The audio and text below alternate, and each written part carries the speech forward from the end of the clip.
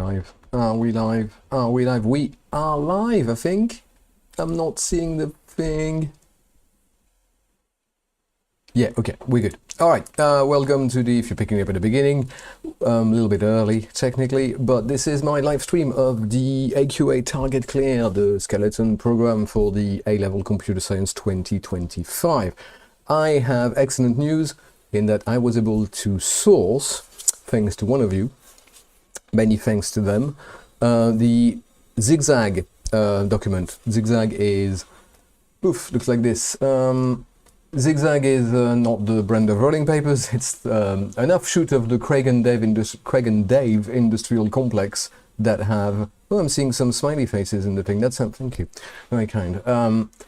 So that means that we can do some better tasks than the ones that are on Wikibooks, which were a little bit meh. So let's get right into it. Task 1. This question, allow user to insert end the game at any point rather than wait when they're beating the target. So that's interesting because I've had a look at the task we have ahead of us, and people ask me, how do you even revise? Or actually, you don't really revise, you prepare. And the key is like, this is kind of like real coding, because when you never code your own project from scratch, you're always kind of picking up an existing code base. So it's about doing enough of the tasks so that you recognize, if not the task itself, the type of tasks and the thing to watch out for in the code. So for instance here, this is something we've not done in any of the other one, but a quit has some kind of elements of design patterns that are common to a lot of things. All right, so I'm going to add it to my tasks. ZZ1, ZZ1 actually is quit the game. This will connect to something we've discovered in the play game method, whereby like the way it's done with the score incrementation and so on is a bit weird. So, okay, copy the original, rename it, and then that's Z1. No, let's have it big Z1. All right, big Z1. Don't need that anymore. Make that a bit bigger. Cool. All right, so I'm doing it in here. I don't need this, don't need that. Save it. Don't need the original, and this is like the actual. Might leave that open, we never know. Okay, we want the beauty of the ZigZag task is that, like the real ones, they will actually tell you where you need to intervene. Unlike the real ones, sometimes they're loosely specified. In the way they're kind of closer to real development, where like you don't really know, some people ask you something and you're like, exactly what do you want? And you have to figure it out for yourself. Okay, so in play game, I'll tell you what it is, we want to be able to have the word quit instead of an expression. Don't hesitate to take, this doesn't do it, but like take a highlighter to the bit you want, like which methods and what do we need to do, color coded. It's good practice to read the question well, right? It's kind of like half the answer. So this is where we get the expression, and we get the user input, right? You will, I don't think you'll need to know the big O for each subroutine, but if you know your big O, you can infer it. So, because yeah, there's something later on when they do the replace where they're like, because of the big O, this is like ON, and you can make it in O1, certainly in Python, but other languages is a problem. This might come into the theory task. Oh, by the way, because I've got the ZigZag task, I also have the theory questions, which I guess is a bit like weak source. I mean, I don't know, I've only looked at the beginning of the file, so maybe it gets spicier later on, but yeah, is there mention of a complexity? You could have a no complexity question in the theory question. Yeah, all right, back to Z1. So, okay, so we're here, and we've got, this is not, the user input is the user input, not the same expression, and then from this point onwards, we assume it's an expression, so we want to intervene here. What we're gonna do is that if, okay, so no, of course, yeah, I forgot to do it. Yeah, because of course I use it when I'm coding normally. Right, I'm just going to need to go to my AI lying machine and disable that real quick. Need to restart the extension for that to work. Yeah, and I'm back here. Close this, get here, and okay, that's much better. So if the user input, so they've asked for like literally quit with a, hold on, coding task, can I just put this as a, yes, all right. So they're asking for, I could, the mini, I like the mini map, whatever. not very helpful here, but they say like the word quit in capital. So at the moment we're just not going to worry. I will put a little upper somewhere, but you just like if it's literally quit in loud letters, and if it's quit, we want to presumably. Right. Okay. I'm not typing in the right place. Okay. Yes. A bit jittery. It's the first time I'm doing a stream with people actually watching. Thank you. All right, so if it's the user input is quit, of course we set game over to true because the game is over by definition. But if we just do this, we're still going to go in here. This is going to fail this, and it's going to subtract the score, which we don't want. So in order to skip over all of this, we use the keyword continue. Again, don't know how you do in other languages, but I think they surely have keywords to do. So break means don't do the rest of the content of the loop, but restart from the next iteration. Whereas continue does the, well, in that case they boil down to the same because we said game over to true, right? But okay, continue will allow us to go to the next loop, and then we're going to check game over true and we're going to back out. I'm going to try it with continue. This means we exit here, right? Because there was the while. We get out of the while, it's going to print game over and the score. I think it's as simple as that, but don't quote me on this. Run the Python file. Just a yes for play training game. And if I say, okay, so can I score something? I mean, this is the training game, I should know it, right? 8 times 34, 5, 4, there's no easy one there. 45, that is like 3 times, I can do 7, and 7 times 8. Right, let's try this. I mean, if I do this, yeah, game over and the current score is 0. Let's just try it with kind of the non-random game so you can check it preserves the score. Oh, this doesn't actually quit, does it? It's starting with a bunch of shells. All right. So random game, let's score some stuff. Yeah, I've got like 3 times 10 to start with. My score is 1. Can I do something with this more than 1? 9 times 5 plus 1, no. 5 times 10 plus 5. Well, it's only 115, right? But let's just do some more. 10 plus 5. Okay, I've got a score of 2, right? What an awesome source, right? It will also work if you actually use break, which is like what's here, right? So instead of putting continue, I put break. Those are like technically different in that one will actually exit the loop regardless of what's going on, the criteria for looping. The other will go to the next iteration of the loop and check the criteria. Yes, Nepali man, you can, if you point me to, if you know their reference in ZigZag, I might look at that on the bottom. It's true that this is the first time it's not oop, but there's regular expression involved, and it might fall around this. Brackets are too tricky to implement. I mean, there might be ways, certainly if you implement powers and exponents, you'll need to tweak the validation of the expression, meaning you need to look at the regular expression, but it's not a complicated one. And if I do it with break, it's also going to work because breaks takes us out of the loop completely, as I often feel myself to be.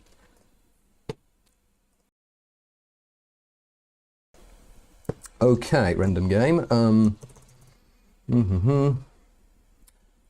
4 plus 2 times 2, no, 4 times 4, 4 times 5, 5 times 16, 4 times 4. Okay, and, oh, no, I need to do it in capitals.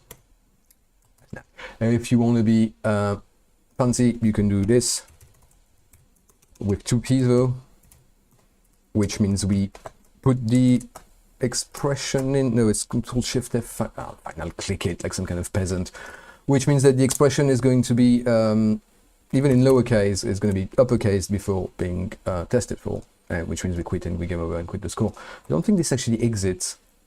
Display score, and so we come back out of the main as that. No, it should exit. I guess it may have. All right, so that's Z1 done. The diff will look somewhat like this with the fancier version.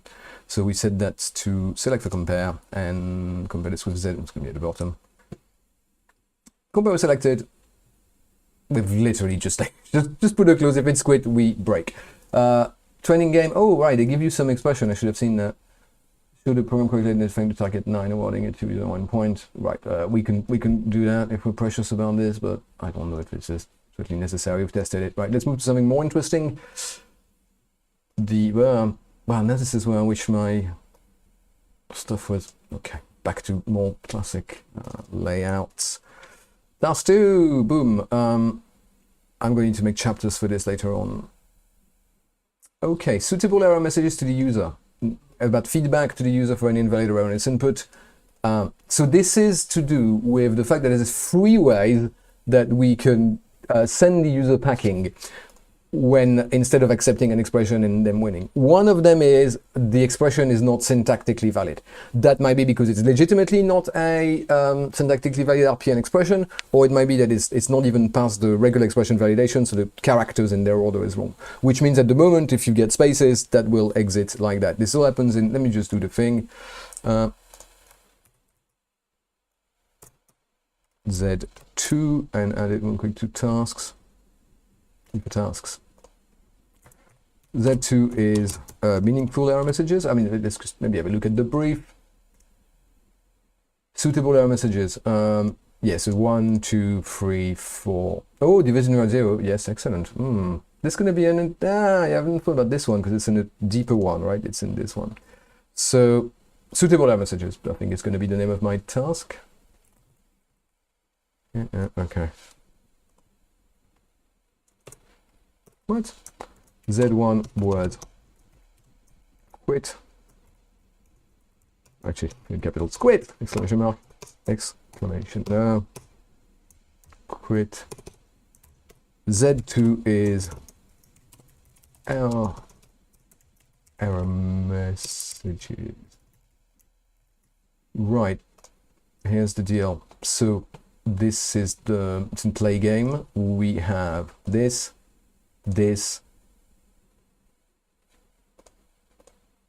and this. Okay, so we're going to put some else's everywhere essentially. So just to the structure, we've got one particular type of failure. So the things we know, it's this one. Okay, in the order I like them. Right. Not in target list, not in numbers allowed, not a valid and fixed expression, division by 0. That's going to be, we're going to this one later on. So else, this is the else of failed validation. We're going to need one here.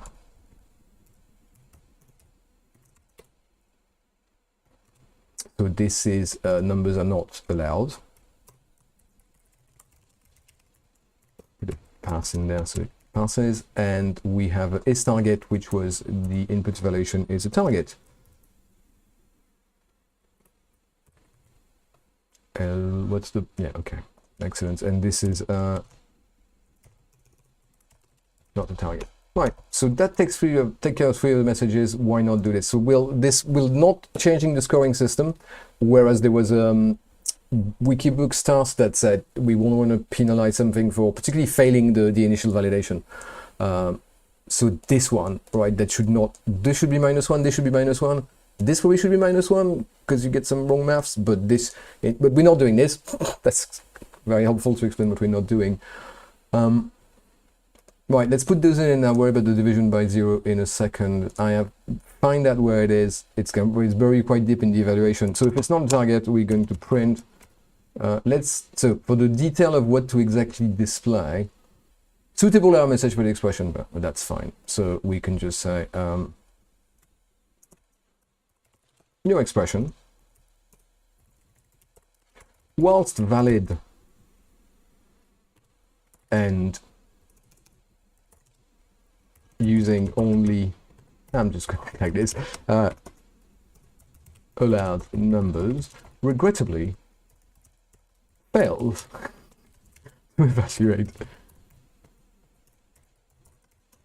to a target. Bit verbose? I don't know. That's fine. All right.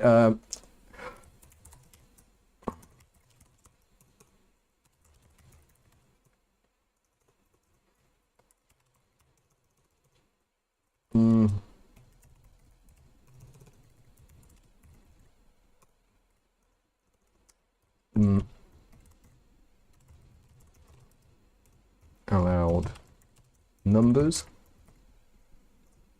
I mean, actually, I was kind of going for my, well, whatever, it's my double line wrapping. And last one, fail validation.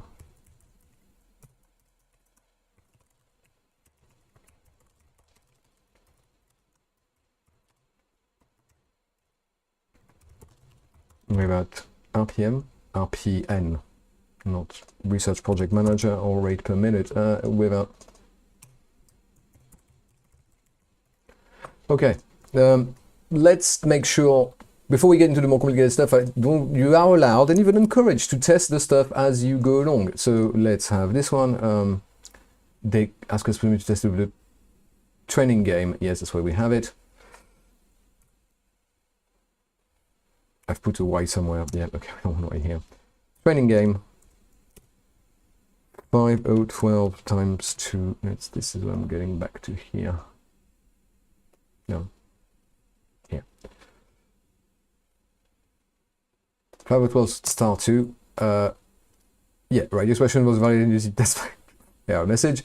8 plus 14. Oh, that's not an RPN expression, right? Infix, my bad. The question doesn't only use allowed number. That's our second case. And finally, this one for, well, no, that just doesn't, no, 8 divide.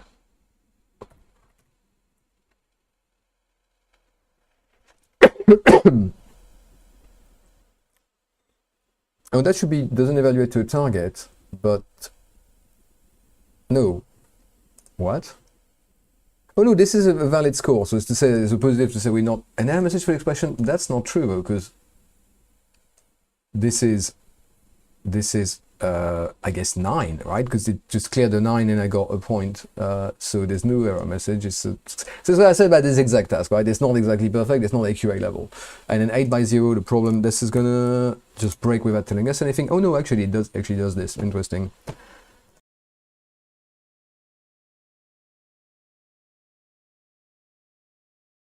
Cool, well, at least we know where it fails, right? This is our evaluate RPN. I had seen the divide by 0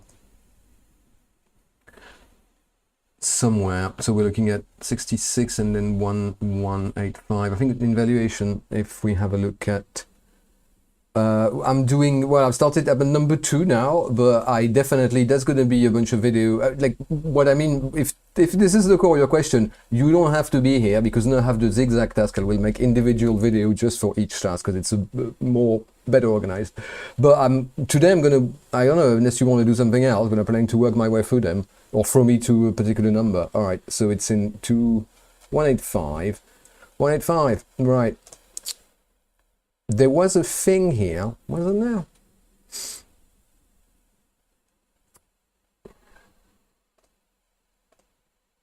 Oh no, sorry, we already have something to cater for divided, right? So this is, if that's not, what, cast it to a float.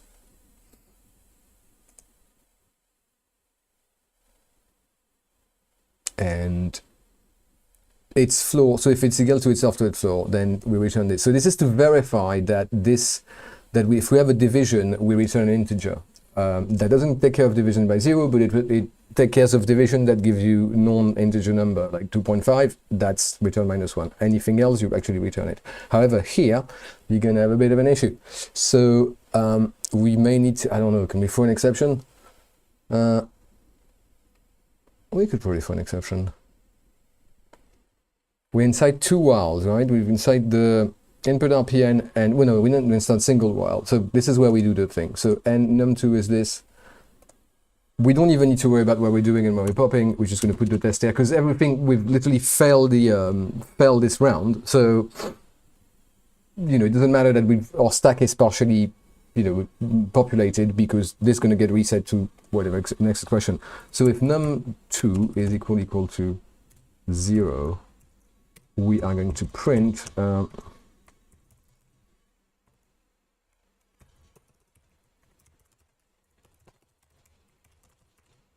That's important to say. It leads to a division by 0. Hi, Brendan. Oh, Brendan. Are you my Brendan? No, because he's not graduated, actually. He's graduated. So he's not, my Brendan is not worried about this one. He's worried about the one for, no, he's worried about this one for this year. So I'm just going to make time. Ah, okay, that makes sense now. I can see why I'm seeing some viewership. Right. So it leads to a division by 0. It doesn't necessarily contain a division by 0, but it means that if you get something minus something else and that makes a 0, and then you divide something by that, then you have a problem. So in here, we need to return -1 simply. This means it's going to fail. It's going to fail somewhere.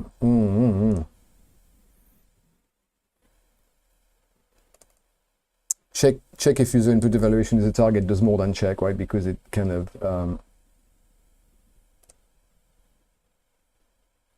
does it? All right, at least we hear else from the. Ooh, we get a little issue here. So wait, they did say I lied. They did say it shouldn't have the -1.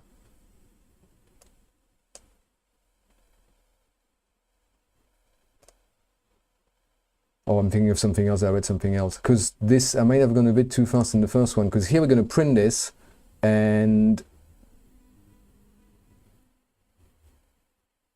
we're going to do the score -1, and just and then kind of go to the next one. Okay, so this part is fine. Now here, well, actually, this is the call stack here, right? In check if you put evaluation as a target, we actually evaluate it.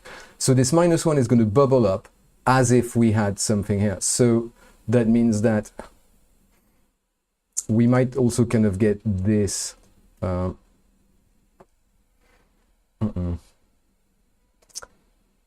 can't find out whether it's in the. This is going to return what bubbles up from check evaluation as a target, which itself calls evaluate RPN, in which we've put the change. This is so poorly organized. In which we put the change to detect the division by 0. So -1 to check. And if it's different, -1 do a bunch of stuff. Otherwise, we return this. Evaluation as a target. Oh, is a target and evaluation -1, right? So this is where we pass from a value or a -1 to a boolean along with the value. But that's still going to return a false. So we'll probably will have both error messages back to back. So it's going to say divide by 0 here, and also going to say below that this one. I think that's probably acceptable depending on how you word the error message, and because they're saying appropriate error message, they're kind of giving you some leeway. I'm going to call it, if this passes the test, I'm going to call this done. Let's have the no, yeah, okay, I got it. It is the Brendan. And we want to do 8 by, well, we can't really.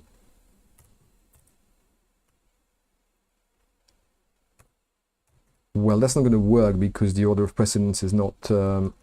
Yeah, I've had a look at the electronic answer document. We have 2 small questions, 2 big questions. I think the quit could be kind of a small question, or something around the, maybe not something as complex as this, but maybe something that says, oh, make sure you only get a -1 if you fail to use valid, if you fail to, maybe even if you just fail this one, like, so you get valid numbers, you're not, but if you misread a number or if you mistype the expression, you're not being penalized. But that could be a 5, 6, and then you get some bigger ones that are like, I don't know, there's a 14 and a 15, I think, and that's anyone's guess where it's going to be. Maybe accept prefix expressions. I don't know. Don't quote me on this. Don't put a bet on it. Why can't I scroll back down? Right. So it's hard for me to do division by 0 here because I can't do brackets. But if I do this. Oh, I knew that kind of works. Yeah. I'm not sure why 0 is meant to be in the numbers list, because it should have failed the thing, but I'm not gonna worry too much about it. So I think this task is done. If we want to have a look at the compare, it's compare is selected. So we've got the 3 error messages in that big, 3 ways to fail the, the round, right? And the validation numbers. That's even worse. Expression. Validation numbers are not actually a target, plus the division by 0 that we have to put all of the way over there is going to return -1 to from evaluate to check if target, right? Check if user input evaluation is a target, which means that we're going to skip this and return a false. So we're going to see the divide by zero error, and then on top of that, this one that you may want to word in a more neutral way to say, yeah, your evaluation clearly isn't valid. So that's our Z2. Quite happy about this. We're 25 minutes in. Oh, it's split in two. Oh, I hadn't looked at the details of the, yeah, so this, well, I mean, they're always split in two because you get like paste the code and paste the test, right? Don't they? I can't really guess for this. The key is to just do enough of those so if you get given a task, you kind of know what to watch out for. Also, there's kind of some more general design patterns for programming, like, you know, keep asking something, input validation, keep asking something until it is a valid value. Which in that instance means you don't score -1 if the user input is invalid. You just kind of move on until you get a valid one. Of course, today I got a stream, I get like a sniffles and a coffee. Nevertheless, okay, here we are, Z3, the third ZigZag task. No, those are the theory questions, which I do not want yet. Task 3, oh, I think that we called that task 3 was a bit, no, don't die on me, mouse wheel.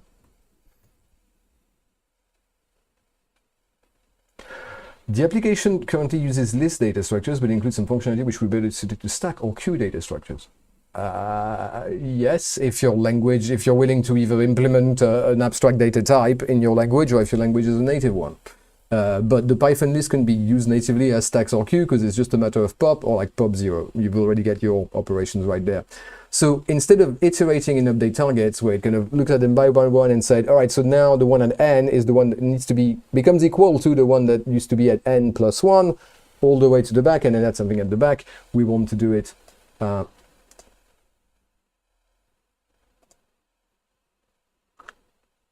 yeah, it's a one, I suppose, yeah, because it's bound by this, that's fair enough. But it's also going to be, it's a dumb thing to actually say here, because if you just remember, complexity is not the full calculation. That's why it's the order of magnitude of complexity. So in a way, what we're about to do will also be a 1. But it will make the functionality clearer, certainly. Okay, so copy the original, which I've lost, paste it in, rename it to no.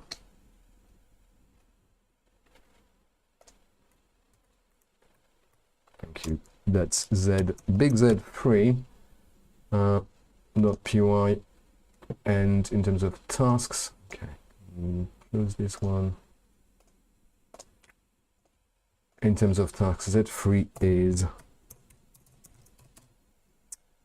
moving the list along. I forgot what the method is called, but it's update targets. Now, you will never get a task like this.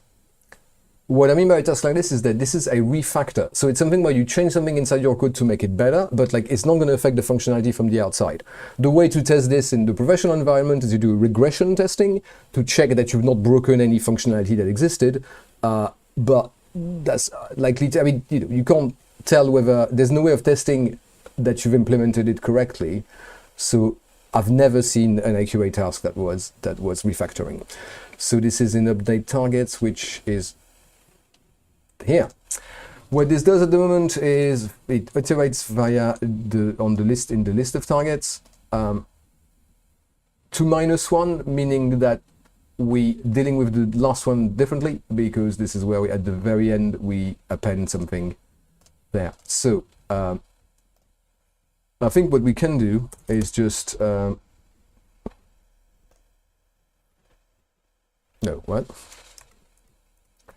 pop. So pop without a parameter will remove the last item. So and then it will append the last item here. So we kind of gonna keep this because that's like kind of puts the new target essentially. This is where we shift them along. This is the one we're going to replace. So instead of iterating over the list and then clicking them in to their neighbor one by one, we're just going to say targets 0 Now, unlike the previous though, so the previous one where we kind of move them, it doesn't change the length of the list. That's the important thing. What it does is it iterates until the penultimate, and so it means that the one before last will become equal to what used to be the last, and then the last one gets popped, and we reappend something. But we need to take that out, because we have already reduced the size of the list by popping the front rather than the back, and then we're going to append something. So it's literally dequeue and then unqueue something else. Almost said a rude word in French. Yeah, put something in the queue at the back. This is almost insulting to everyone's competence, I'm sure, but let's kind of go and test it. So the only way to test it is to check that nothing breaks.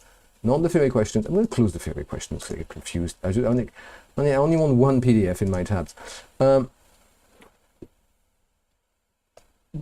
I mean, yeah, okay, so, well, I mean, check that you've not broken anything, that's fair enough. So training game, yes, 8 plus 3 minus 2.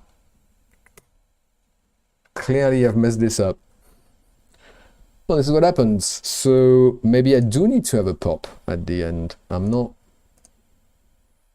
Well, right, so this frustrates me because I know that this would fix it. I think... Oh, this just kind of like does the last one. So that is actually normal. Sorry, I've not counted the number of... is it the same list? 1, 2, 3, 4, 5, 6, 7, 8, 9, 10, 11... 20, no, okay, we're still on the 20 list, and so the 23 has moved by 1, and we've shot the 9 there, right? There's like 1, 2, 3, 4 empty ones in front of the 33 now, and they used to be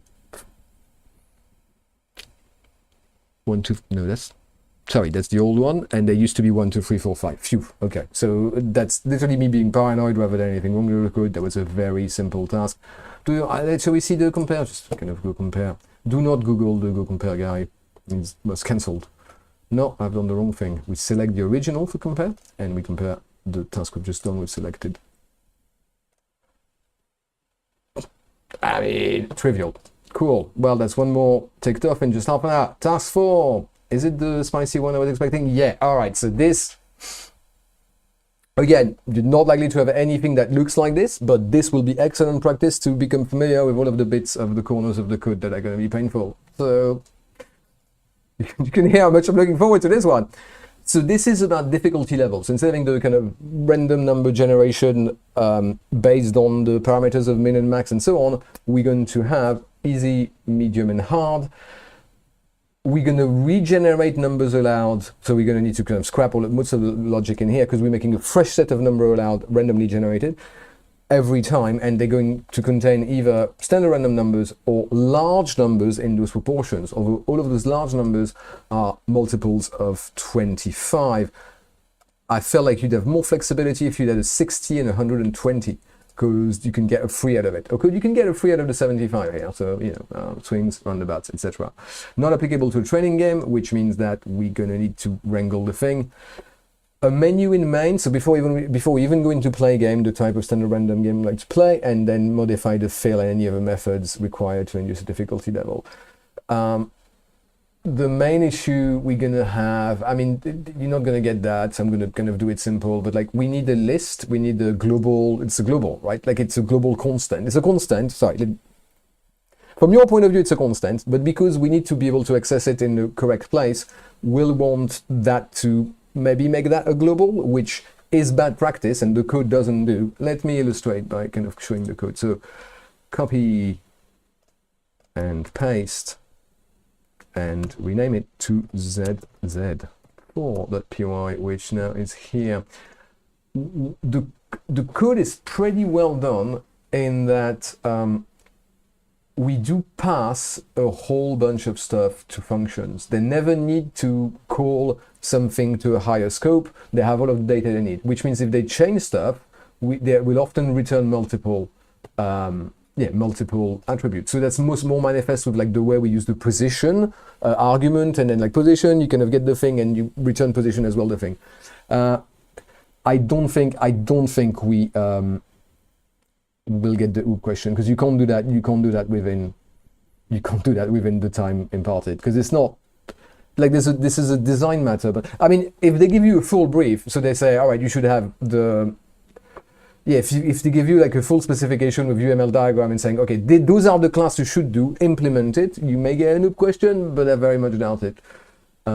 There would be there would be a deviation from what they've done so far, but to be fair, as we find out the skeleton code is. So Z4, we need, okay, so in here, right? So if the choice is not Y, we are going to have to say big numbers, and that's 25, 50, 75, 100. I just, I ain't gonna be bothered. I'm just gonna global big numbers. So now I write this here, but any other function, because it's written to the higher scope, any other function can just like read into big numbers. So I'm already halfway in business. So create target. I might make a separate function.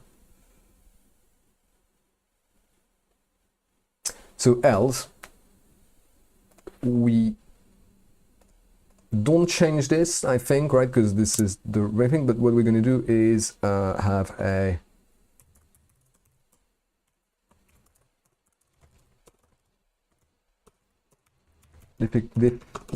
difficulty level. So they want like easy, standard, easy, medium, hard.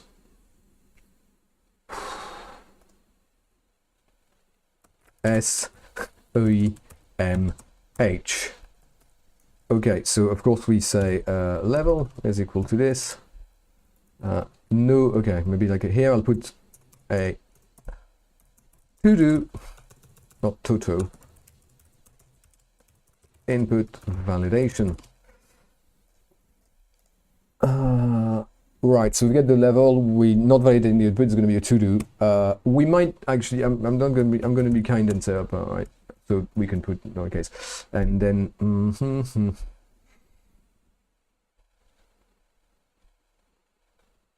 create targets is not affected, but fill numbers is going to need to also accept.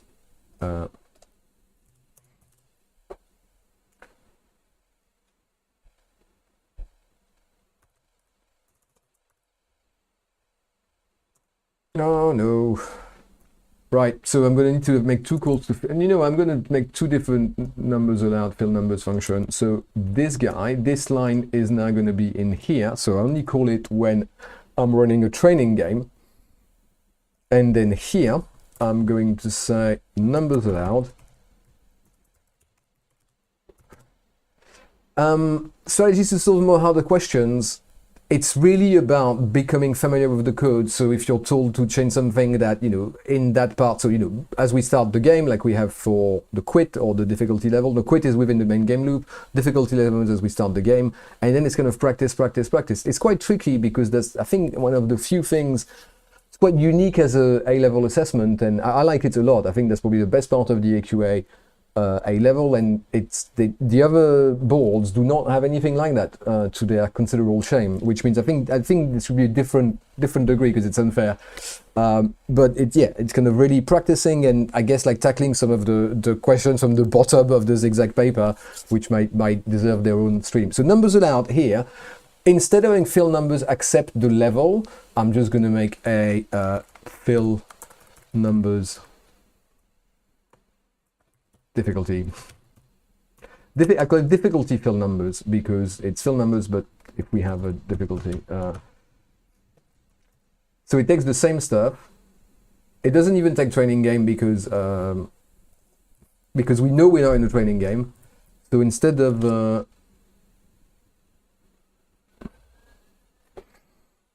I might need to do level to make level global. I'm thinking about this. We'll see that in a second. Level. Okay, fine, right, you want to be, sorry, I forgot, we need to be, abide by the naming convention, big numbers, level, with a big L, and max numbers.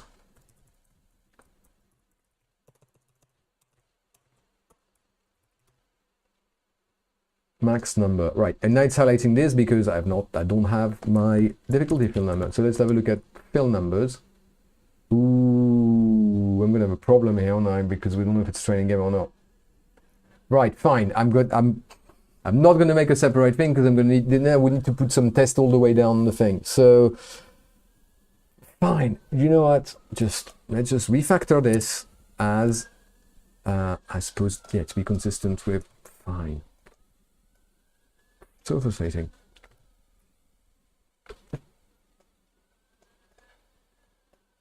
I'm gonna have my big numbers be there all the time because I might need to pass it all the time. So let's define it over here. Right now, this one might take a little longer than the others. Fine. I don't have my new fancy method, but no, not this one, the previous one, which clipboard history is your best friend, because then you can just like something you copied, not the immediate previous one, but a couple of hours ago. So every time I get fill numbers, I'm gonna want to pass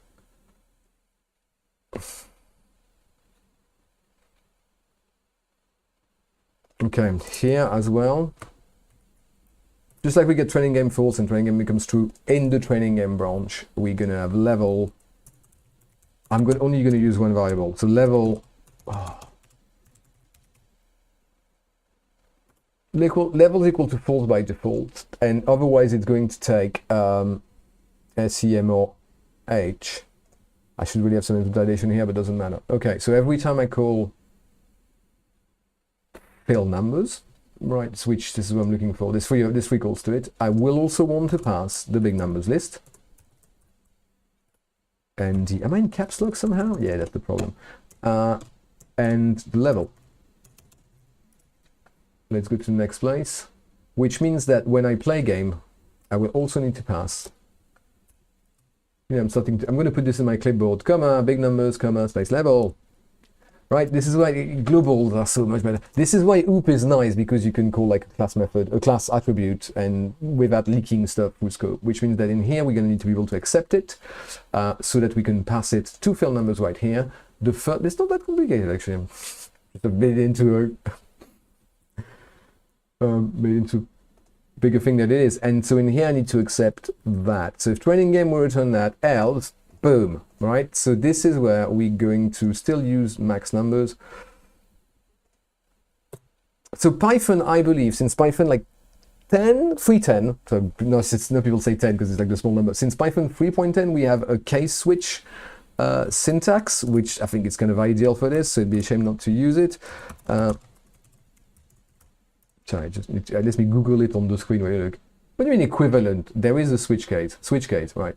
It's as simple as that. No, not consent. Switch on, no, def. Match and case? Did it match? Yeah, I can work with that. Match case. I thought it was switch. I mean, it's switch, isn't it? Let me just like,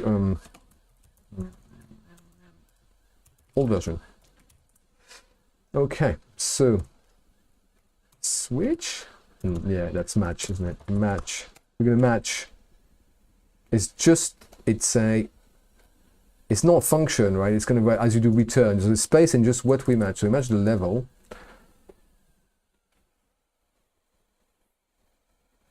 Colon, space, and we have cases. Case S.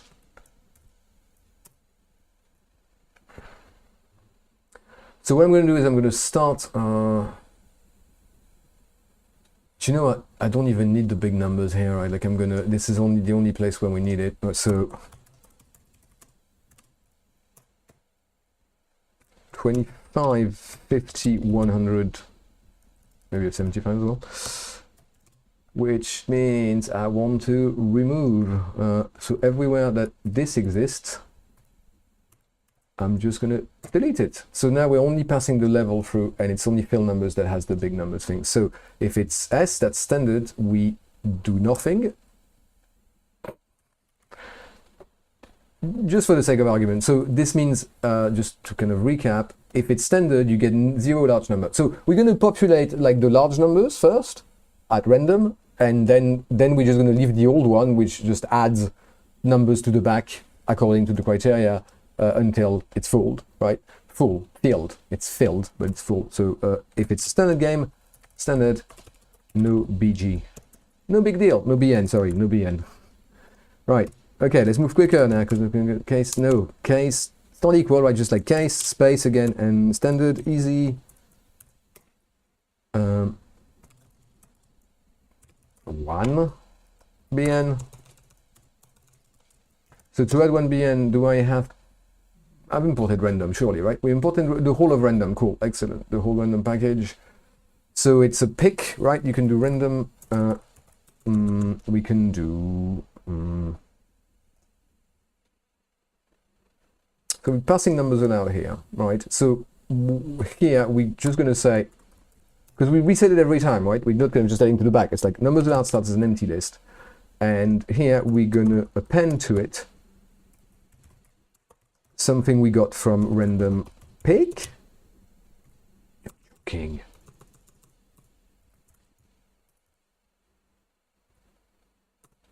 Select.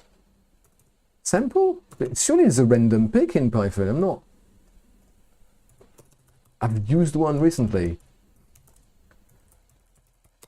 In my random choice. No. All right, fine. Right. Okay. So, well, now I remember it forever because yeah, so make sure if you got it wrong once, it's an easy one, stump you, it's good that you remember forever. Make sure that doesn't happen the day of the exam. This is why entering the stuff at this stage helps. So we're just going to append 1.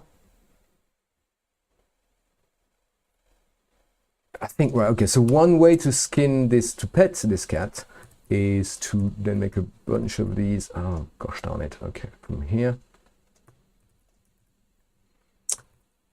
Easy, medium is 2 of them. So we're just gonna do it twice. And H, hard is 3 of them. We're gonna get 5 numbers, no? 1, 2, 3.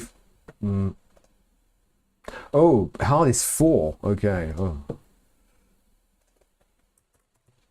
That's gonna be, that's why it's hard. 4 of the big numbers, so this 4 times. This is ugly, but it works. If you select a line, always select from the end of the line before and paste from the end of the line you want to paste, because that way your carriage return and the indentations are going to be good. Right, and the old version actually we keep and then add randos for the rest.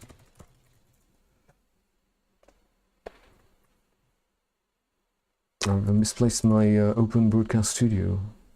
When I use that, kid told me, sir, no one calls it that. Fair enough. Back here.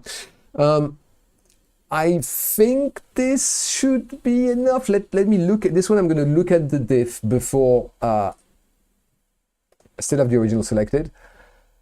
So we put big numbers in here, which actually we don't need because now we're defining it in there. We do say level is false. I don't think we're ever going to test on level though. Level gets passed to play game, which then passes it to fill numbers. And there's only 2 calls to fill numbers, which is like the initialization in the main for the first one, and then in the main loop. And then the third time fill number appears, and we need to change its signature, so it accepts this. Let's look at it. Don't do a shortcut for this one. J, of course. Right? We get level in here. And then we have our big numbers here. It's not nice to have what's essentially configuration and constant and stuff being defined bang inside functions, but hey, that works for us. And then I've made it with a case and duplicating. I've got native cough again, I'm very sorry. I think I had some like strepsil in my coat pocket. I take a little break at the 1 hour mark. Okay, this is ugly. I appreciate that. What we could do, we don't even need this because cases. What we could do is have a lookup so that from E would say 1, M would be 2, and H says a dictionary, H would be 4, and then we'd do a loop to call append any number of times. But I'm not going to do that. So let's just try and test it how it is now.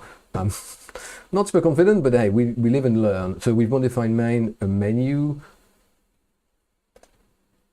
Wow, okay, that's not at all what I expected.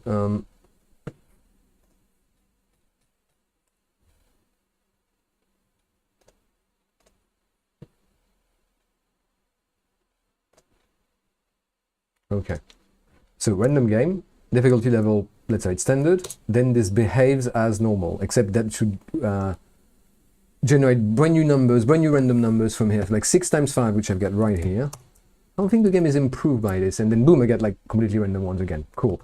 Let's try it again in, I'm not going to sort all the level, but say medium.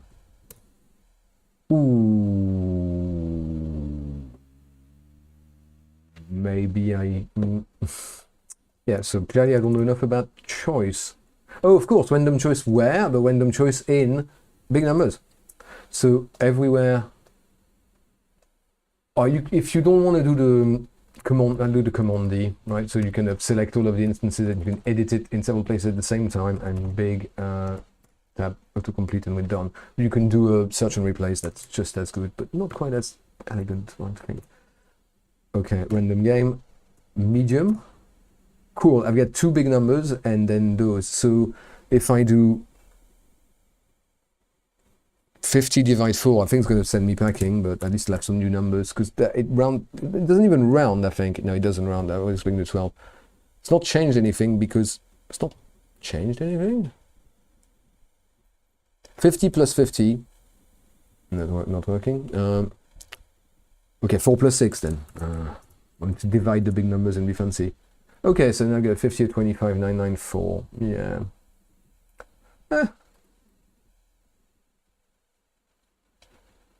Oh, I cleared 2 of them. Right. I've got no reason to believe the hard will not work. I just want to see if I can play that game a bit. 9, 25, 4, 9 times 9. I can't. Can I just do that? No. Okay. I think that's the lot for... Well, what did it say? Okay. Start a new game, medium. Displaying a numbers alert that's just 2 program values, 2 values from the list. Well, let's do that. Then it's M, maybe 2 random values from the list. And if I use them, it does make it hard.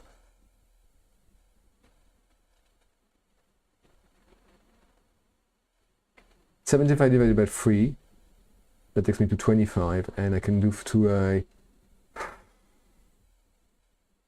25 plus 2, 21, 20. Okay, a 9 somewhere, 5. Break my heart.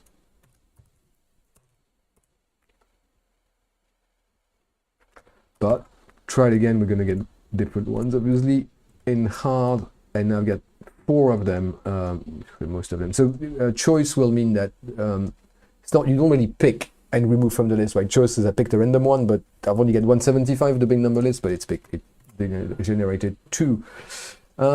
Okay, we'll get time for an extra one. User values in numbers allowed. The application currently awards the same number of points regarding the complexity. Ooh, I like this. For every operand used in the expression enter, if the evaluation is a valid target. So is the check is input variation as a target to operate as described. We have the RPN expression, right? So, well, this is where we convert it and then try to evaluate it to see whether it evaluates to a target. Have I written that to task? In Z4 is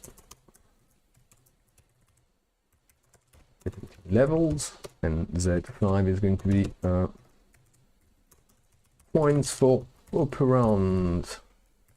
Cracking this one, copy, paste it, rename it into Z5, and I'm ready to go. Okay, so this is indeed in check if the thing is a target. Right, okay, here we are. This is where we are scored, right? So, and it's got this dumb bug that I think is my task 2, which I should have the task open, right? To kind of not do the +2 and 2n plus 1 or 2n minus 1, which is what it does at the moment. But this is where we score up. And in here, we have the user input and RPN already. This is going to, well, actually, a good way to go about this is like, let's put a breakpoint right here to see what this typical value for this variable. Debug the Python file. Run and debug. Is this running? Yeah. Cool. Oh yeah, I had some watch expression real quick. Okay, random game. I should have used... Oh, 7 times 6. Boom. Okay, this is what we have. Right? The user input RPN will contain the stack for RPN, or the RPN expression, but as a list of individual characters. So the numbers are not really numbers. They do get cast to actually floats, as it happened, before getting evaluated. So what all we need to do is count the number of operators. Operators. Oh, we wanted to... Wait a minute. Operands used in the expression enter if the evaluation is a valid target. Cool. We can probably do that. That's check valid number, right? We can use filter. Filter's pretty good in Python, right? So this is a predicate, something that will return true or false. No, actually, that's not true. Predicate is a function of one argument. Often that returns true or false. So plenty of ways to do this again. So let's do it the best way.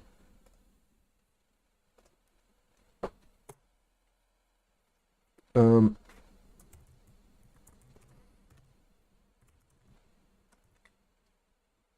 an iterable.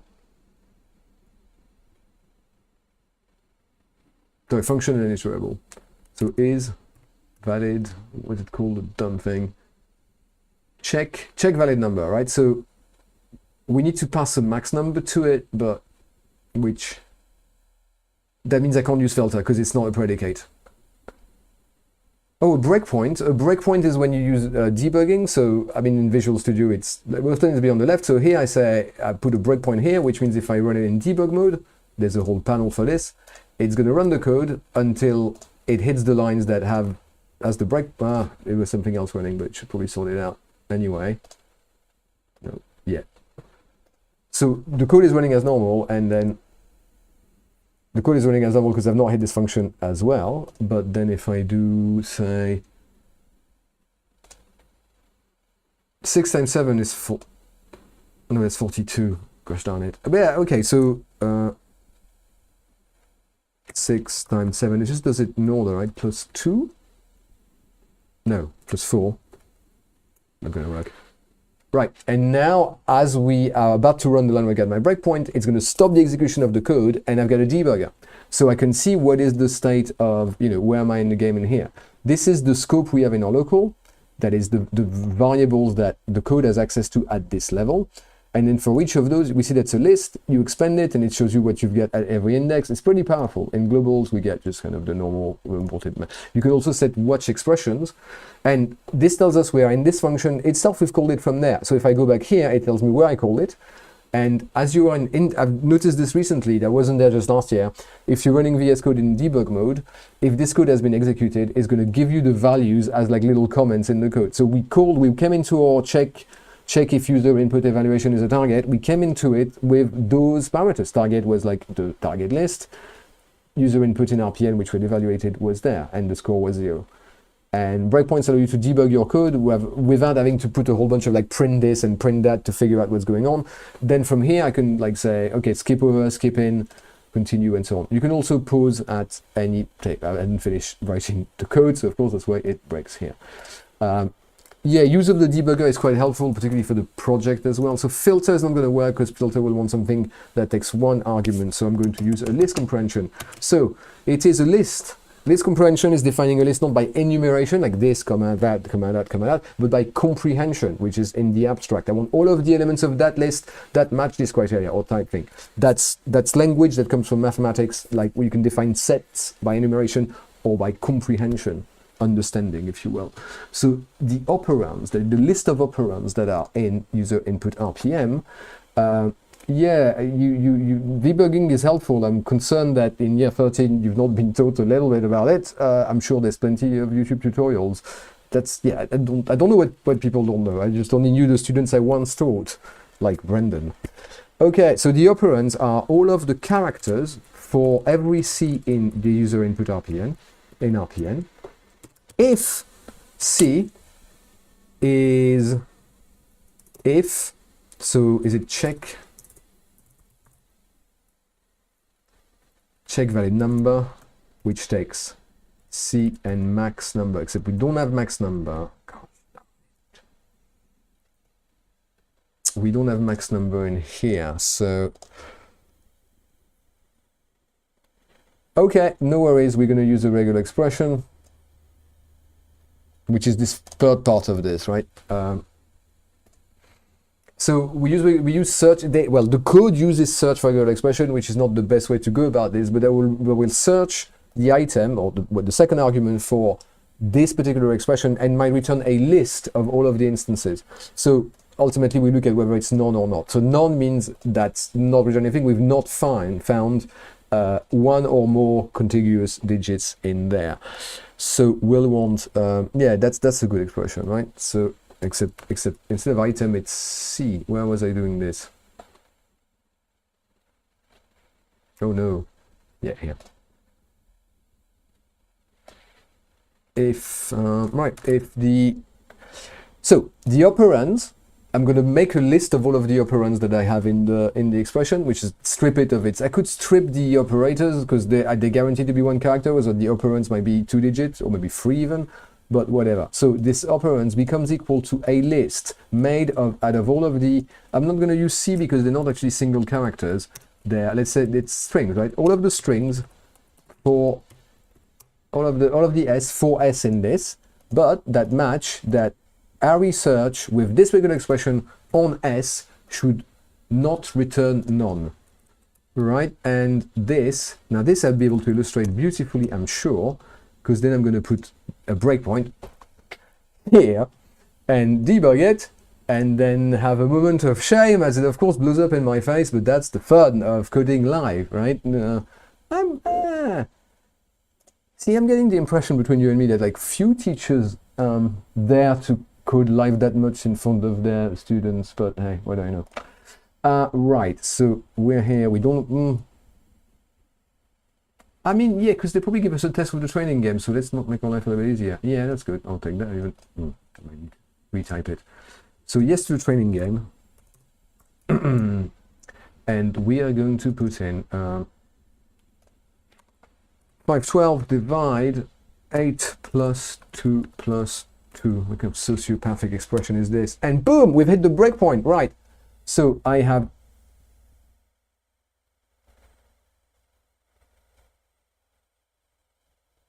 uh-oh.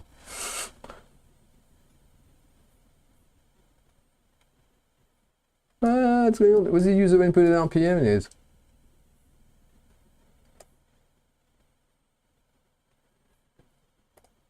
Ooh, that did that? No, that did work. I might need to just do this again. I'm very sorry. What happened there? Oh, okay. So yeah, it's the debug one. I can't just run the previous command.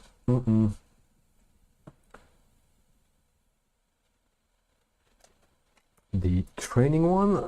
You know what? I should have started with something simpler. So it's 8 plus 2 plus 2.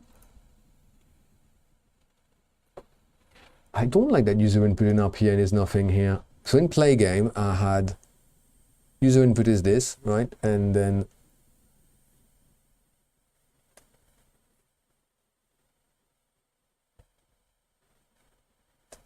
why is that the empty? Did I mess with convert to RPN somehow? Okay, so this is where we investigate to see we might need another breakpoint. Let's put a breakpoint before the return of the, no, not remove number used, of convert to RPN. No, I didn't change this. I would remember if I changed that. Sorry, that's not, oh.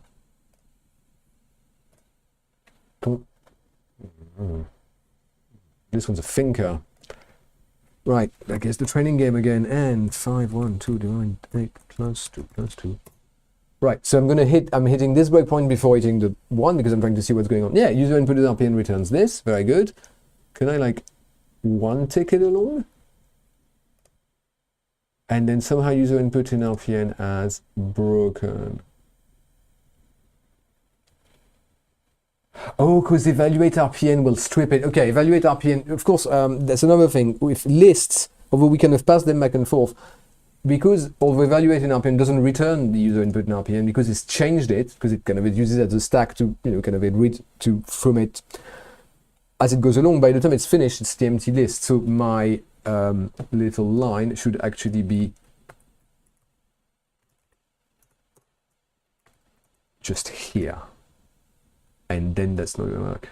Trust me on this. I'm gonna put the breakpoint here, and I've got another one. You can check the breakpoints in here. I don't want the one in 156.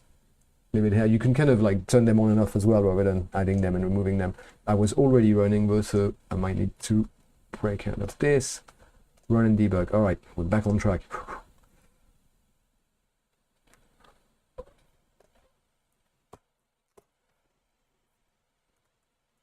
512 divide by 8 plus 2 plus 2. Boom. Okay, right. The user input in RPM is 512 divided by 222, and operands is this. So I know how many operands I have, which means that I can just figure out what exactly, how do they want this to affect the score. I think my wireless stuff is running out of battery because I can't scroll like I want. Bonus of 2 points for every operand used in the expression entered. A bonus of 2 points, right? So it's in addition for every operand using. So I mean, immediately a basic sort of A plus B is going to give you 4 more points through to whatever. You want A, you're the customer, ZigZag, you want the change, I'll give you the change that you asked me to do. Speaking of malicious compliance and be abstruse here. So if we have scored, the score is plus equal to, and then the score is also, whoops, not. Let's redo this one. Right, so we've got the operands that we read before we actually pass this to the evaluation. And then I'm going to use the length, right? I could go straight to length, but we also have a bonus of the score becoming equal to 2 for every operand, so 2 times length of operands. Poof. Which means now, I can remove this and kind of, okay, don't need to run it in debugger mode to be fair, but, so the 8 additional points to 9 points, 8 additional points for the comprehension. Yep, I believe that. So we start at 0 and I put in 512 divide 8 plus 2 plus 2. 9 points! Booyah! All right, okay. So to recap, the diff on this is, select for compare. It was already the base, but and compare was selected. Can I send some like, okay. This is the diff. This was I guess like slightly more elaborate one than usual. In that, let's get my timeline here. Well, not that much actually. Oh no, okay, so it was longer because I was explaining breakpoint and debuggers, but the change is not that massive. That's it. Look, it's more than an hour, so I'm going to cut it there, mainly so that when this video, okay, let me just like talk to you. Look, fade.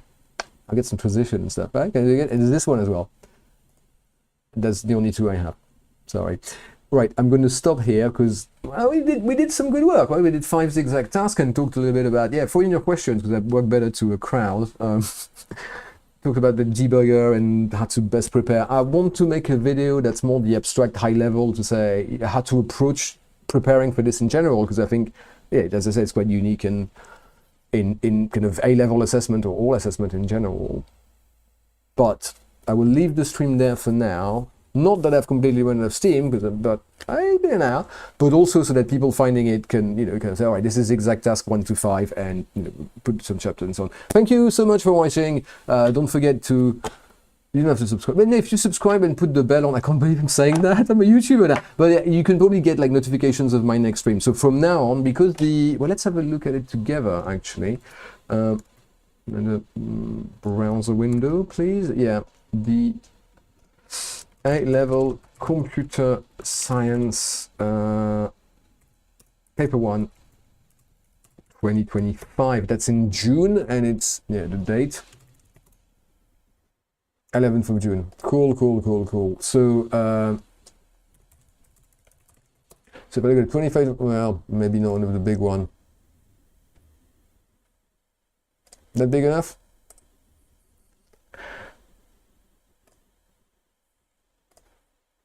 Right, so 20, that doesn't sound right.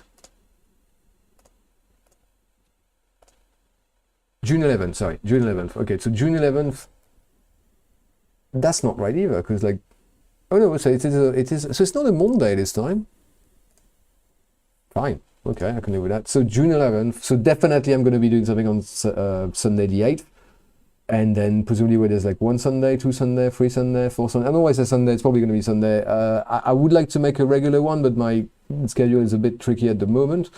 But definitely starting 27th, I can do that on Sunday, and 1, 2, 3, 4, 5, 6, 7, maybe not the whole 7, but like there'll be some, probably the last two, the first and the 8th, and maybe a couple more after that. And also I will be making kind of individual video for the ZigZag test, so don't you worry about that. So let me switch back to my OBS, and okay, let's do it again. Thank you very much for watching, and if you turn the bell on, I don't post very often, so I'm not going to be spammed, but you'll get a notification when I announce the stream, which I try to do a couple of days in advance. As I say, I hope to do them in May and June before paper 1 on Sundays, well, I just said. Okay, thank you. We're done here. Stop.